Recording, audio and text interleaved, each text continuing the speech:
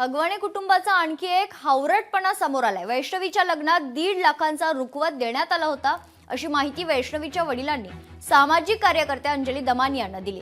शशांक हगवणेची मामी अर्थात जालिंदर सुपेकरांच्या बायकोनेच हा रुखवत बनवल्याचं वैष्णवीचे वडील अनिल कसपटे यांनी सांगितलंय। वैष्णवीची सासू लता आणि नणंद करिश्माने आमच्या पाहुण्या सुपेकरांकडून रुखवत बनवून घ्या असं कसपटेंना सांगितलं होतं आणि त्यानंतरच सुपेकरांच्या बायकोला रुखवताची ऑर्डर देण्यात आली।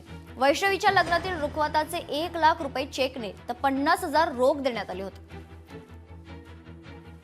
आमच्याकडे रुखवताच्या वेळेस 1 लाख रुपये चेकनी आणि 50,000 कॅशनी या पूनम सुपेकरांच्या नावावर घेतले होते।